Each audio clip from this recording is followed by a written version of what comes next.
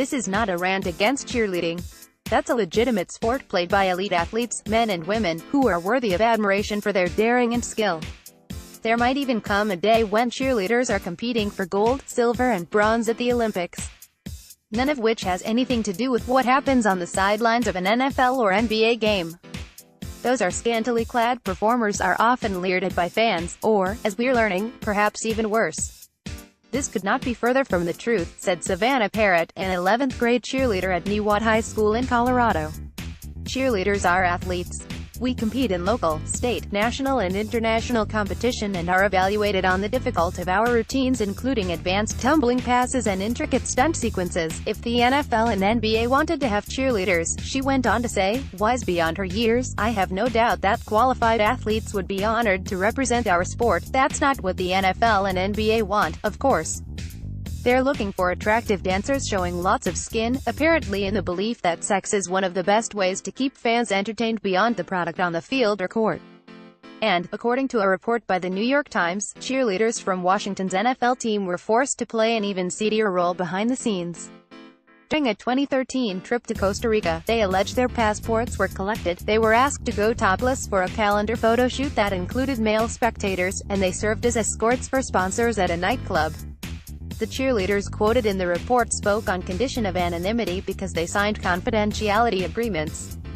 The team said it's concerned by the allegations and conducting an investigation, but we all know where this is going. Already, team president Bruce Allen said many current and former cheerleaders are contradicting allegations in the report. At least the NBA had the good sense to break from any pretense that these are cheerleaders, adorning their groups with names such as the Knick City Dancers and Memphis Grizz Girls. These are dance groups, pure and simple, often performing sex-tinged routines that are a focal point of the between-game entertainment. In the NFL, the dancers play a less prominent role. The stadiums, after all, are much larger, but they're still passed off as cheerleaders, for no apparent reason. They are certainly not there to lead cheers. Their main purpose seems to be wiggling around as provocatively as possible for the men in the crowd, all while ignoring how many women are now in the stands. This not-so-proud tradition that can largely be traced to the Dallas Cowboys cheerleaders becoming cultural icons in the 1970s, though it's worth noting that venerable franchises such as the Green Bay Packers, New York Giants and Pittsburgh Steelers don't have cheerleading squads. It doesn't seem to have hurt their popularity or success on the field. It is way past time for the NFL and NBA to get rid of cheerleaders, said Jeffrey McCall, a professor of media studies at DePauw University in Indiana. Other pro sports such as hockey and baseball seem to manage without thinly clad women as part of the game day experience. These faux cheerleaders look increasingly archaic when so many women are stepping forward to say enough's enough. Given today's concerns about sexual harassment and domestic violence, the NFL and NBA clearly have 10 years in this matter, McCall said. Cheerleaders at pro games don't really cheer and inspire fans or players anyway.